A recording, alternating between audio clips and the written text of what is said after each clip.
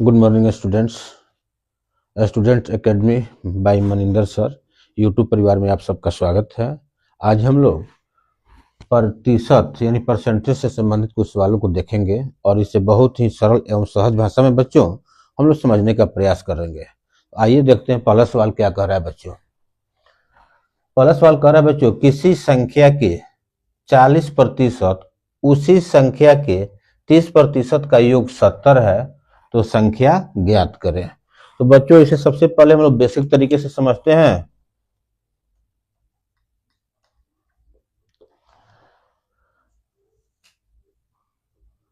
माना कि वह संख्या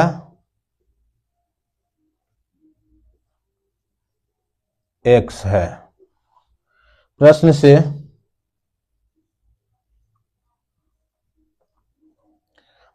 से तो कह रहा है बच्चों कि x का 40% माने x गुणे 40/100 और प्लस कर रहा है कि उसी संख्या का 30% यानी प्लस x का 30% बराबर 70 है। तो बच्चों इसे हल करते हैं तो यहाँ एक शून्य से एक शून्य कट गया, यहाँ भी एक शून्य से एक शून्य कट गया। अब बच्चों इसे जब पूरा करते हैं यहाँ पर तो ये हो जाता है 4x/10 यानी 4x/10 प्लस 3x/10 = 70। इसे हल करते हैं बच्चों। सबसे पहले 10 का एलसीएम निकालते हैं तो 10 हो जाएगा। 10 को 10 से विभाजित करेंगे तो बच्चों 1 और 1 में 4x गुणा करेंगे तो बच्चों ये हो जाएगा 4x प्लस फिर इस 10 से इस 10 में भाग देंगे तो 1 और 1 में 3x गुणा करेंगे तो 3x बराबर 70। अब इसको जोड़ेंगे तो बच्चों 4 3 मिलकर कितना हो जाएगा 7x/10 =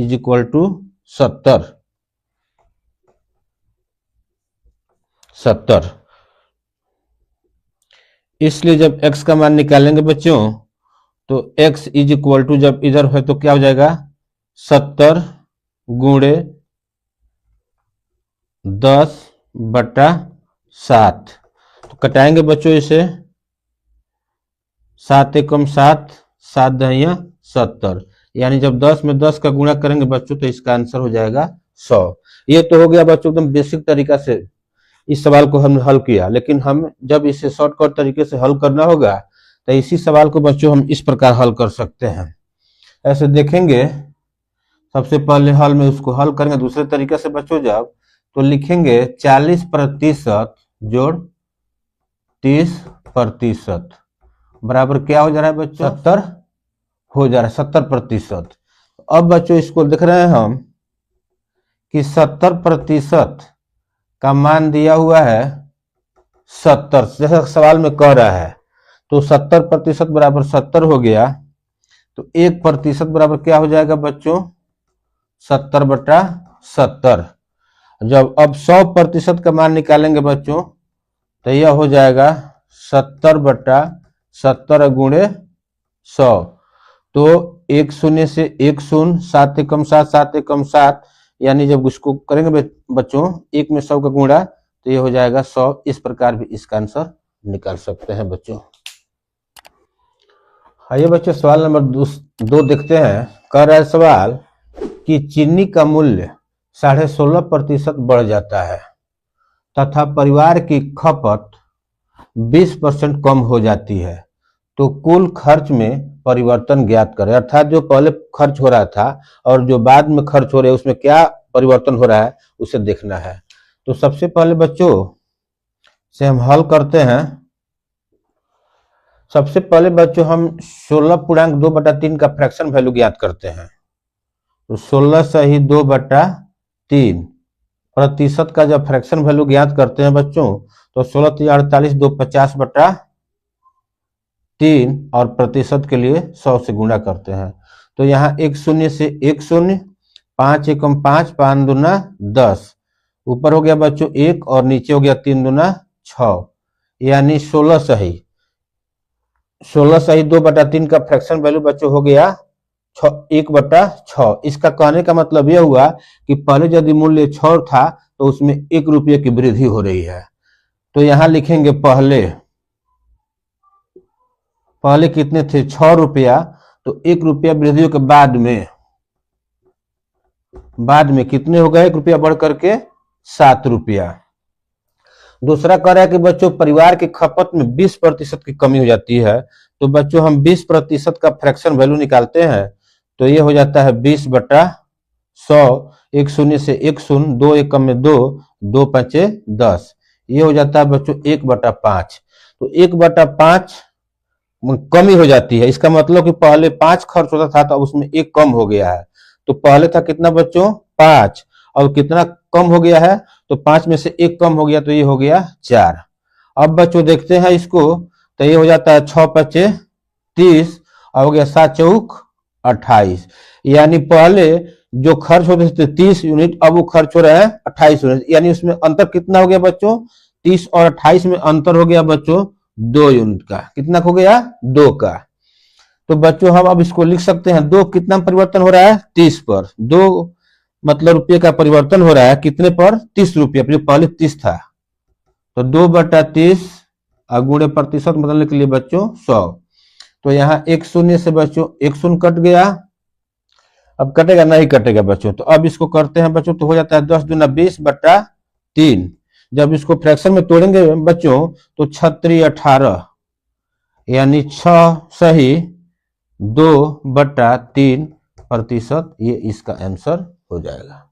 आइए बच्चों हम लोग सवाल नंबर 3 को देखते हैं। कह रहा है सवाल कि रमेश अपनी मासिक आय का 40% खाद्य पर, 18% मकान के किराए पर, 12% मनोरंजन पर और 5% वाहन पर खर्च करता है, लेकिन एक पारिवारिक समारोह के कारण उससे 20,000 रुपया खर्च को पूरा करने के लिए किसी ऋणदाता से अर्थात कर्ज देने वाले व्यक्ति से 16,000 रुपये उधार लेना पड़ता है।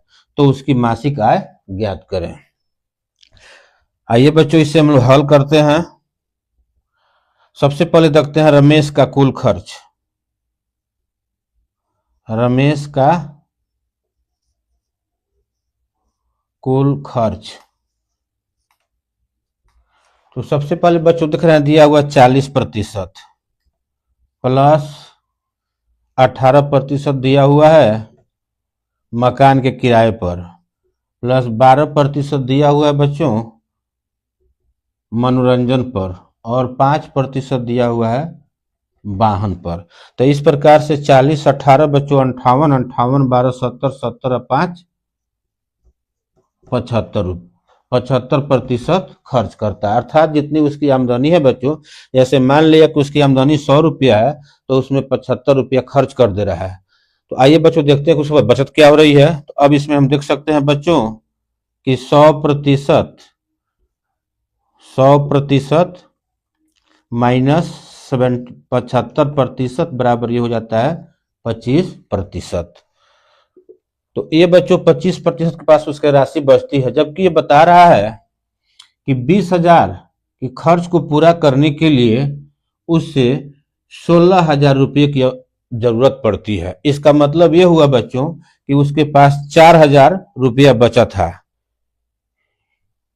यानी इसको कह सकते हैं बच्चों 20,000 पूरा करने के लिए उससे 16,000 रुपये की ऋण की जरूरत पड़ती है। इसका मतलब ये हुआ कि उसके पास 4,000 रुपया पहले से बची थी।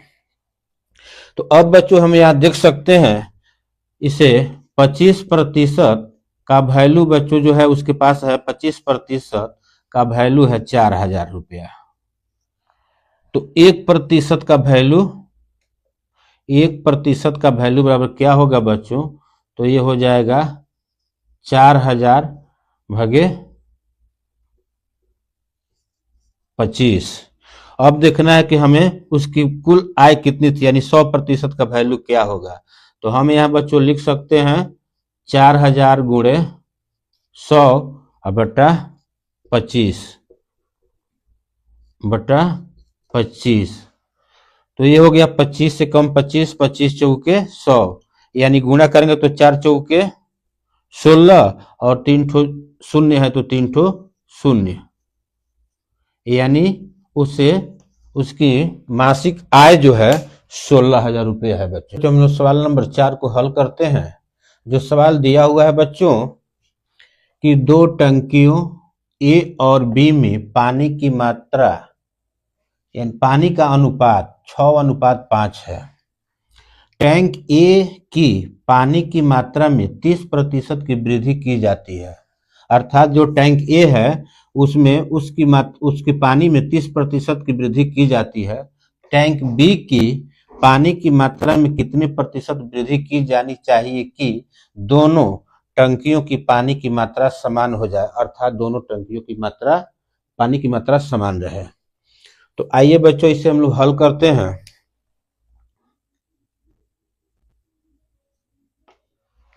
कितना अनुपात दिया बच्चों? 6:5 दिया है।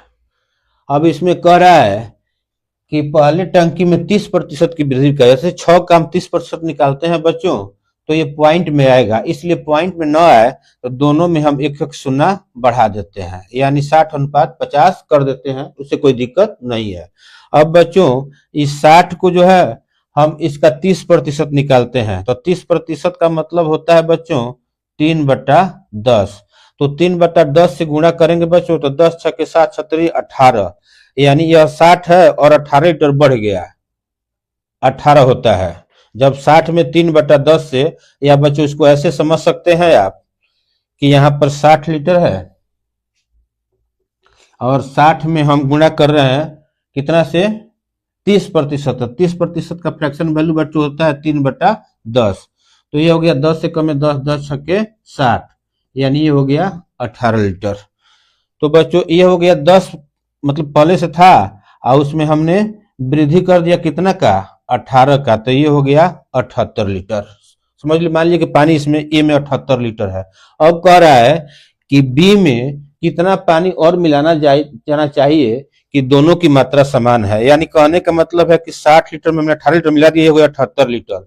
अब दोनों बर्तन में पानी की मात्रा समान हो तो यह आवश्यक है कि बर्तन बी में भी, यानी ये जो ए है और ये बर्तन बी है, तो बी में भी 78 लीटर पानी हो, तो यहाँ भी 78 लीटर पानी चाहिए। तो अब हमें देखना है कि 50 से 78 में कितने की वृद्धि हो रहा है बच्चों? तो हम देख रहे हैं बच्चों कि 28 की वृद्धि हो रही है। कितने की वृद्धि हो रही है? 50 से 78, 28 अधिक है। तो अब हमें देखना है कितना प्रतिशत वृद्धि हुआ। तो 50 पर 28 की वृद्धि हो रही, तो बच्चों हो गया 28/50, अगुरे प्रतिशत के लिए 100। तो अब जब बच्चों यहां से कटाएंगे तो एक शून्य से एक शून्य कट जाएगा, और कोई कटेगा बच्चों? कटेगा। 5 एकम 5 और 5 दूना 10। अब 28 दूना कितना हो गया बच्चों?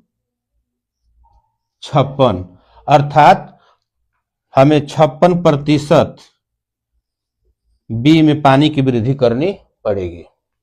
आइए बच्चों हम लोग सवाल नंबर 5 को समझते हैं। सवाल नंबर 5 बच्चों कह रहा है कि किसी भिन्न के अंश में 15% की वृद्धि की जाती है और हर में 20% की कमी की जाती है, तो इस प्रकार प्राप्त भिन्न 17/65 होता है। मूल भिन्न ज्ञात करें। तो आइए बच्चों हम इसे हल करते हैं।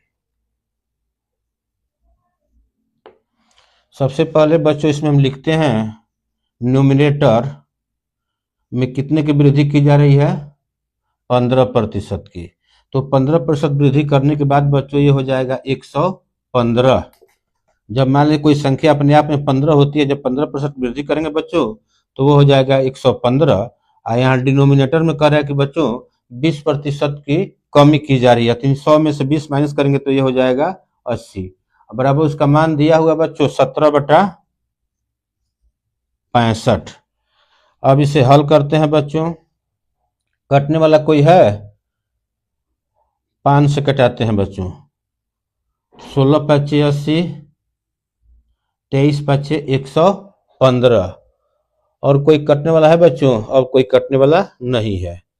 तो अब इसे ऐसे लिखिए बच्चों कि n × 23 d × 16 = 17/65 यानी 17/65।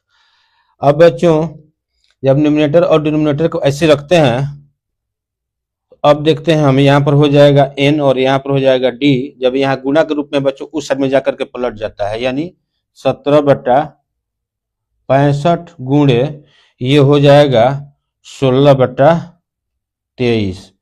अब इसे गुणा करेंगे बच्चों तो 16 सत्य 112, 16 सत्य 112 हासिल हो गया 11, और 16 एकम 16 11 कितना हो गया 27, 272। अब बच्चों गुणा करेंगे 65 गुणे 23, तो 3 पच्चे 15, 3 छक्के 18, 1 19, 2 पच्चे 10 के 0, 2 छक्के 12, 1 13, 5 9 4 1 यानी 1495। ये इसका आंसर होगा। आइए बच्चों हम लोग सवाल नंबर 6 को देखते हैं, जिसमें कह रहा है कि अंकिता का भार उसकी दादी के भार से 20% कम है, अर्थात उसकी दादी का भार जितना भी है उससे अंकिता का भार 20% कम है, जबकि दादी का भार उसके पति से यानी अंकिता के दादा से 26 किलोग्राम कम है। यानी उसकी दादी का जो भार है अंकिता के दादा से 26 किलोग्राम कम है, जिसका भार 81 किलोग्राम है। अर्थात अंकिता के दादा का भार जो है 81 किलोग्राम है। यदि अंकिता का भार उसके भाई से 8 किलोग्राम कम है, अर्थात अंकिता नाम की एक लड़की है जिसका भार उसके भाई के वजन से 8 किलोग्राम कम है, तो उसका भाई का भार ज्ञात करें। आइए बच्चों इसे हल करते हैं। सबसे पहले देखते हैं दादा का वजन कितना है 81 किलोग्राम। तो 81 किलोग्राम में से देखते हैं कि उसके दादी का भार जो है 26 किलो कम है, तो 26 माइनस करेंगे बच्चों तो ये हो जाएगा 11 में से 6 गया 5 और इस 7 में से 2 गया 5, 55 किलोग्राम। अब कह रहा है कि जो उसके दादी का भार है उससे अंकिता का भार 20% कम है, तो बच्चों उसका दादी का भार हो गया 55 किलोग्राम। 55 किलोग्राम का हम निकालते हैं 20%, तो 20% का फ्रैक्शन वैल्यू या चाहे डायरेक्टली निकालिए 20/100 निकालते हैं, तो 2 एकम 2, 1 शून्य से 1 शून्य, और यहाँ हो जाता है 55 दूना 100, 110। अब 110 में बच्चों जो हम 10 से भाग करेंगे तो ये आंसर हो जाएगा 11, अर्थात 11 केजी कम है। इसका मतलब ये हुआ कि अंकिता का वजन हो जाएगा 55 माइनस 11 बराबर 44 किलोग्राम। ये अंकिता का भार हो गया 44 किलोग्राम। जबकि सवाल में कह रहा है कि अंकिता के वजन से उसका भाई का वजन क्या है, अंकिता का वजन उसके भाई के वजन से 8 किलोग्राम कम है, अर्थात ये जो 44 किलो इसका वजन है तो इससे इसका भाई का वजन 8 किलो ज्यादा होगा, तभी तो ये 8 केजी कम होगी।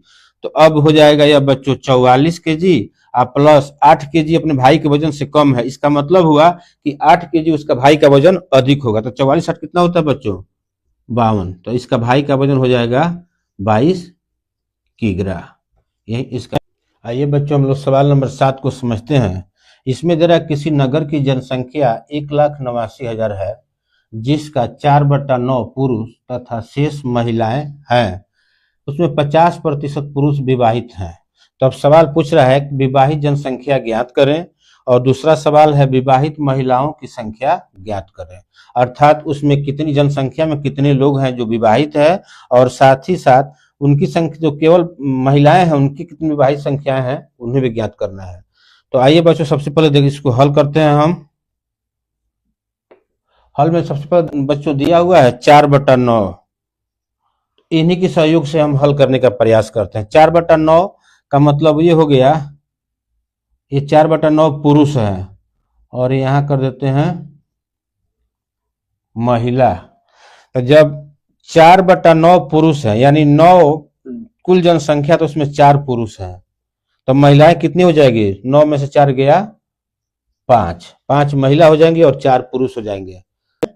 50% पुरुष जो है क्या है विवाहित हैं, यानी 4 का 50% बच्चों निकालेंगे तो ये हो जाएगा 50%। तो 1 शून्य से 1 शून्य, 5 एकम में 5, 5 दूना 10, 2 एकम में 2, 2 दूना 4, अर्थात ये 4 पर जो है मतलब 2 पुरुष विवाहित है। अगर 2 पुरुष का विवाह हुआ, किसी न किसी 2 महिला से विवाह हुआ होगा। तो अब हमें क्या करना है बच्चों कि विवाहित जनसंख्या ज्ञात करनी है। तो विवाहित जनसंख्या कितनी हो गई बच्चों? 2 और 2 मिलकर के हो गए 4।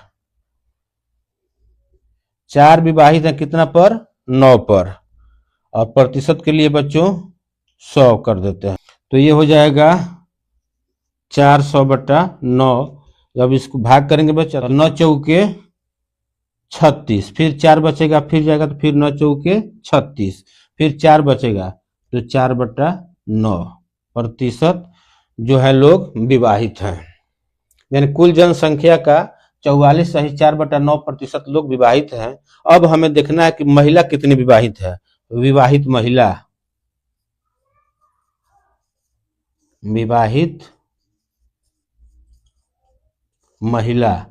तो 5 महिलाओं में से 2 महिलाओं की शादी हुई है, तो यानी ये हो जाएगा 2/5। आप प्रतिशत के लिए गुणे 100, तो ये हो जाएगा 5 एकम में 5, 5 एकम में 5, 5 बिसहा 100, यानी 20 में जब 2 से गुणा करेंगे बच्चों तो ये हो जाएगा 40%। अर्थात पुरुषों का 1/2 भाग मतलब था ये विवाहित, 50% उसी को कहते हैं। अब यहाँ कह रहा है महिलाएं हैं, उसमें से 2 महिलाओं का शादी हुआ, उसका प्रतिशत महिलाओं के, उसका आंसर हो जाएगा 40%। इस प्रकार से कुल जनसंख्या का विवाहित हो जाएंगे 44.4/9 और महिला हो जाएंगे 40%। आइए बच्चों हम लोग सवाल नंबर 8 को देखते हैं। सवाल नंबर 8 क्या कह रहा है बच्चों? तो देखते हैं बच्चों, यहाँ पर कह रहा है कि फल के एक टोकरे में प्रत्येक 25 फल में से एक फल खराब है। खराब फल हो चुके फलों का 60% विक्रय हुआ, अर्थात जितने फल खराब हो चुके थे उसका 60% बेचा गया। यदि विक्रेता ने 48 खराब फलों का विक्रय किया तो टोकरे में फलों की संख्या ज्ञात करें। यदि विक्रेता ने 48 फल मतलब बेच दिए तो टोकरे में कुल कितने फलों की संख्या थी वो हमें ज्ञात करना है। तो आइए बच्चों हम लोग हल करते हैं। हल में सबसे पहले दिया हो कि 25 फल में से एक फल खराब है। 25 फल में से एक फल खराब है, अर्थात फलों की संख्या यदि 25 है तो उसमें एक फल खराब है। अब कह रहा है कि खराब हो चुके फलों का 60%। तो बच्चों एक का 60% निकालना थोड़ा कठिन होगा, इसलिए यहाँ भी एक ठो शून्य बढ़ा देते हैं और यहाँ भी एक ठो शून्य बढ़ा देते हैं। अब मान लेते हैं कि टोकरे में फल मैंने 250 फल है जिसमें से 10 फल खराब है। तो अब 10 का हम 60% निकालते हैं बच्चों, 10 का 60%।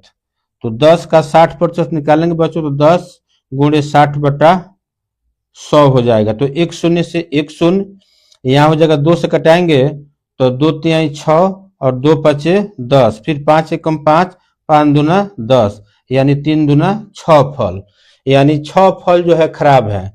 जबकि सवाल में बच्चों कह रहा है कि 48 फल खराब है, तो यानी 6 का मान है 48। तो 1 का मान कितना होगा बच्चों? 48/6। तो अब हमें कितना फलों का मान ज्ञात करना है? 250 फलों का मान ज्ञात करना है। तो ये हो जाएगा बच्चों 48/6 गुणे 250। तो यहाँ कटाते हैं बच्चों तो 6 एकम 6, 6 अठे 48। अब 48 में गुणा करते हैं बच्चों इससे, तो यह हो जाता है 25 अठे कितना होता है? 25 अठे 200 और एक ठो शून्य का एक ठो शून्य, अर्थात उस टोकरे में 2000 फल थे। इस प्रकार बच्चों इस सवाल का हम आंसर निकाल लें। और उम्मीद है बच्चों कि जो सवाल हमने समझाया आप लोग भली भांति समझे होंगे। और यदि इस सवाल को समझ पा रहे हैं या समझते हैं कि इस तरह के सवाल से हमें लाभ हो सकता है तो दोस्तों चैनल को सब्सक्राइब और शेयर करना न भूलें। धन्यवाद।